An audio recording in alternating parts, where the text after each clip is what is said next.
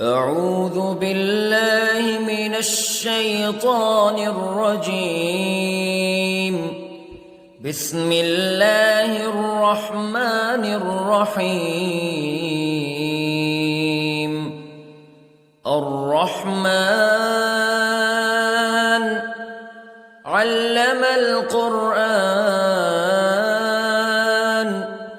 خلق الإنسان علمه البيان.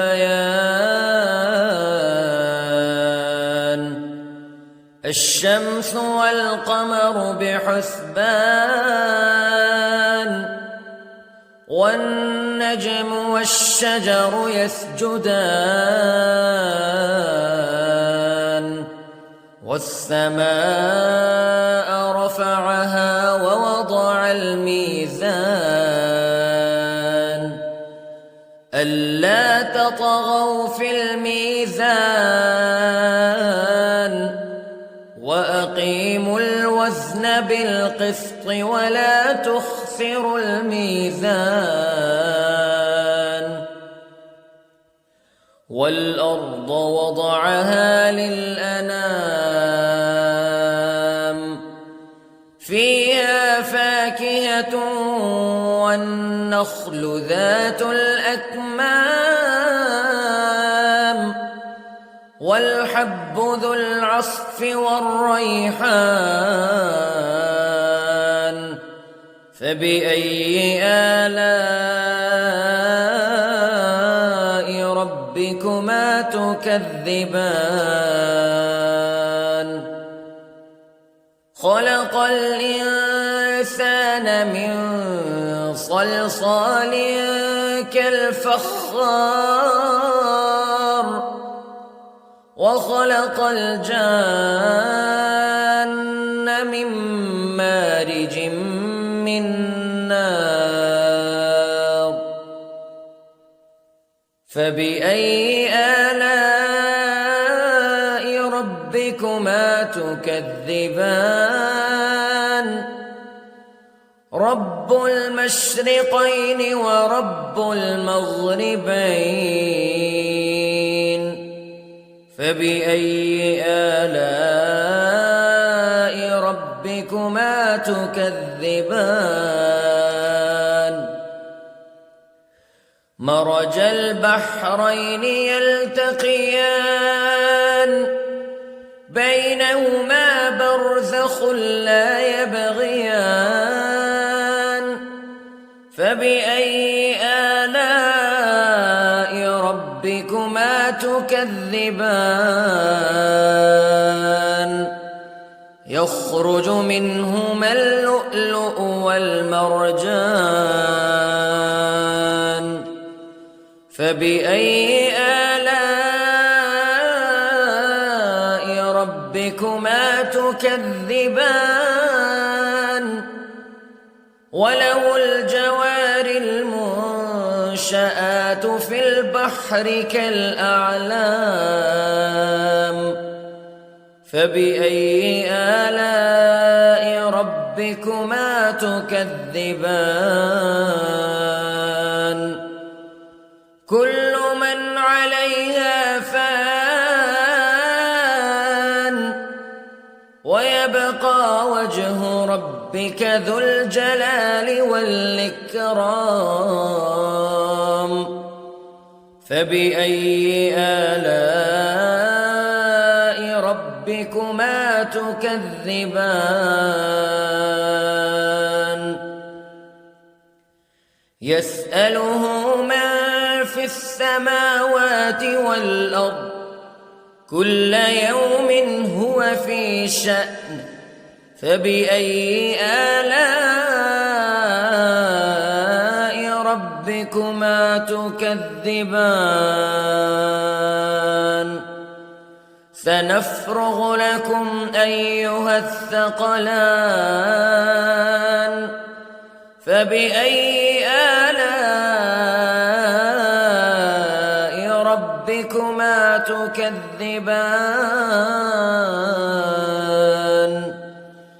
يا معشر الجن والإنس استطعتم أن تنفذوا من أقطار السماوات والأرض فانفذوا لا تنفذون إلا بسلطان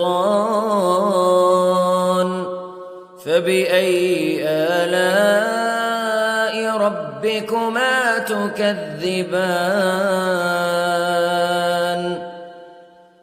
يرسل عليكما شواظ من نار ونحاس فلا تنتصران فبأي آلاء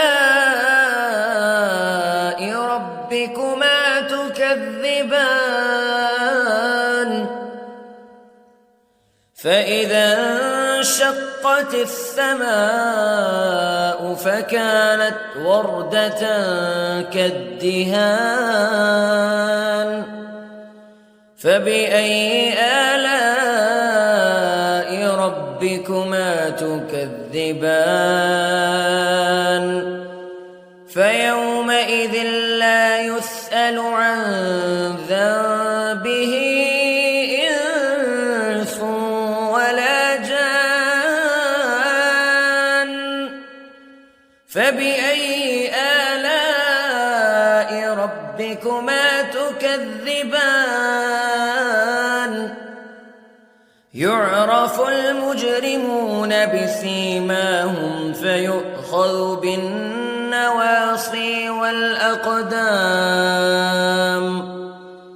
فبأي آلاء ربكما تكذبان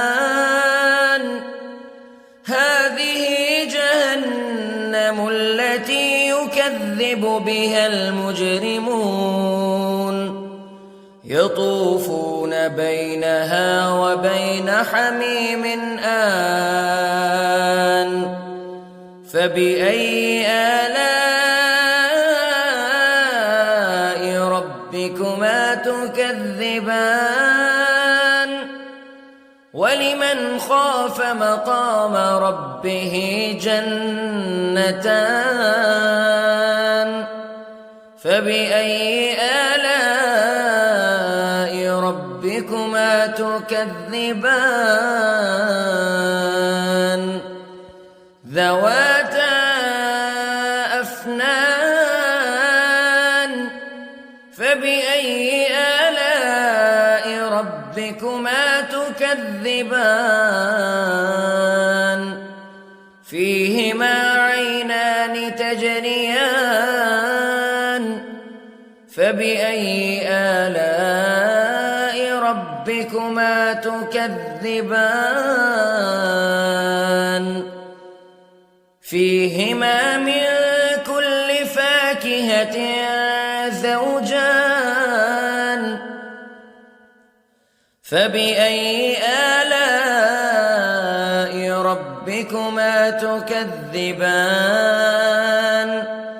متكئين على فرش بطائنها من استبرق وجنى الجنتين دان فبأي آلاء ربكما تكذبان فيهن قاصرات الطرف لم يطمثهن إنس قبلهم ولا جان فبأي آلاء ربكما تكذبان كأنهن الياقوت والمرجان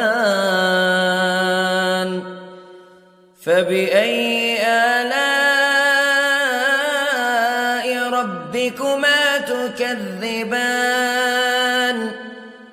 هل جزاء الإحسان إلا الإحسان فبأي آلاء ربكما تكذبان ومن دونهما جنتان فبأي آلاء ربكما تكذبان